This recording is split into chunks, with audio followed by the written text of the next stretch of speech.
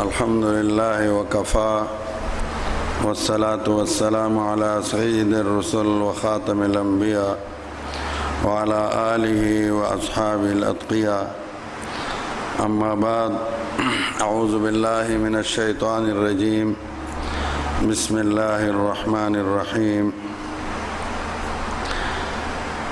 وإذ يرفع إبراهيم القواعد من البيت وإسماعيل ربنا تقبل منا إنك أنت السميع العليم. وقال تبارك وتعالى إنما يخشى الله من عباده العلماء. صدق الله مولانا العظیم. تمام حضرات شوق محبت سے درود شریف پڑھ لیں. اللہم صلی علی سیدنا و مولانا محمد وعلى آل سيدنا ومولانا محمد كما صليت على سيدنا إبراهيم وعلى آل سيدنا إبراهيم إنك حميد مجيد. اللهم بارك على سيدنا ومولانا محمد وعلى آل سيدنا ومولانا محمد كما باركت على سيدنا إبراهيم وعلى آل سيدنا إبراهيم إنك حميد مجيد. يا رب صل وسلم دائما أبدا على حبيبك خير الخلق كلهم. هو الحبيب الذي ترجى شفاعته لكل هول من الأهوال مقتحم. انتہائی قابل احترام معزز محترم حضرات علماء کرام، معزز و محترم طالب علم بھائیوں،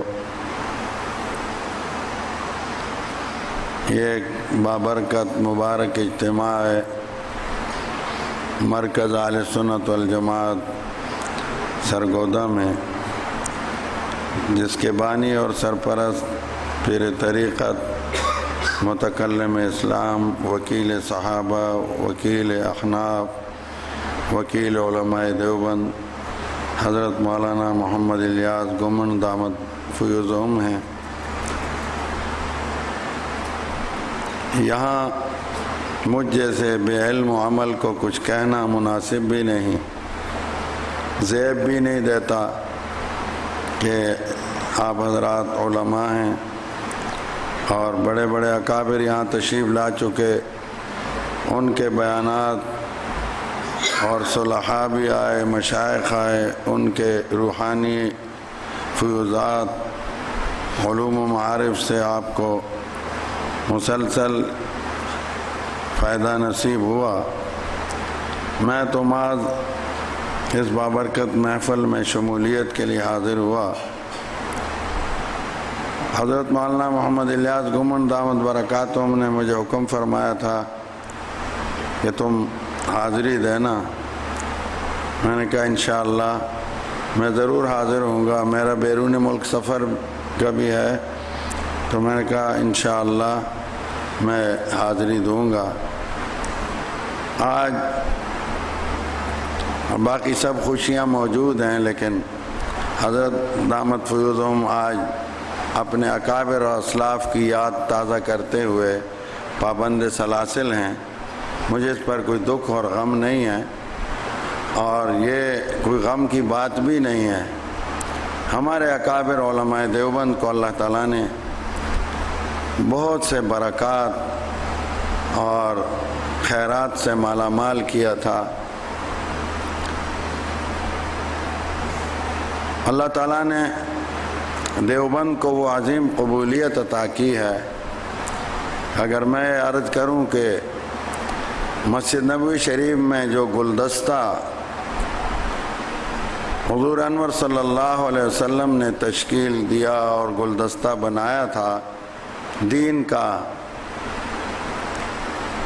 اللہ تعالیٰ نے علماء دیوبند کو یہ شرف عطا کیا کہ انہوں نے پورے کے پورے گلدستے کو اپنایا اور دیوبند میں اس کو سجایا اور پوری دنیا میں اس باغ کو پھیلایا، اس کی آبیاری کی، اس کے پودے لگائے. تو یہ بات بے جا نہ ہوگی. مسجد نبوی شریف میں آقا کریم صلی اللہ علیہ وسلم نے جہاد کا پھول بھی لگایا. آپ امیر المجاہدین تھے صلی اللہ علیہ وسلم. آج دنیا جہاد کے نام سے خوفزدہ ہے اور ان کو خوفزدہ کیا جا رہا ہے، لیکن جہاد رحمت ہے. جہاد دہشت گردی کا نام نہیں ہے، جہاد ظلم کا نام نہیں ہے. اگر کوئی ظلم کرتا ہے یا دہشت گردی کرتا ہے تو وہ مجاہد کہلانے کا حقدار ہی نہیں ہے. حضرت علامہ نوشاہ کشمیری نور اللہ مرقدہ وعلی اللہ مراتبہ کو ایک دفعہ کسی نے شکایت کی کہ طالب علم نے چوری کی ہے، تو حضرت نے برملا فرمایا کہ طالب علم چور نہیں ہو سکتا، طالب علم نے چوری نہیں کی. اس آدمی نے بڑا اصرار کیا، حضرت ہم نے پکڑ لیا ہے، طالب علم ہے. تو حضرت نے جواب میں ارشاد فرمایا کہ وہ طالب علم نہیں تھا، چور طالب علم کے لبادے میں آیا. مجاہد دہشت گرد نہیں ہو سکتا، جہاد دہشت گردی کا نام نہیں، یہ الزام ہے. اور جہاد حق و صداقت کا نام ہے، جہاد برحق ہے. اور جہاد کوئی دنیا ادھر سے ادھر ہو جائے اور الٹے لٹک جائیں اور جو مرضی ہے جتنے قادیانی پیدا کر لیں اور جتنے جہاد کے دشمن پیدا کریں، یہ قیامت تک جاری اور ساری رہے گا. اس کی وجہ یہ ہے کہ اللہ کے سچے نبی ہمارے آقا حضرت محمد مصطفیٰ صلی اللہ علیہ وسلم، اسی طرح محبت سے صلی اللہ علیہ وسلم، یہ صرف علم مناظرے کا مرکز نہیں، عشق کا مرکز بھی ہے. ہمیں یہی خوشی ہے کہ اس مرکز کا تعلق تمام دینی شعبوں سے. اور یہی بات آپ سے ہر تقریر میرے بزرگوں نے بہت پیاری فرمائی، مجھے بھی فائدہ ہوا اور بھی یہاں مشائخ اکابر آئے. میں آپ سے کچھ سیدھی چند باتیں عرض کروں گا.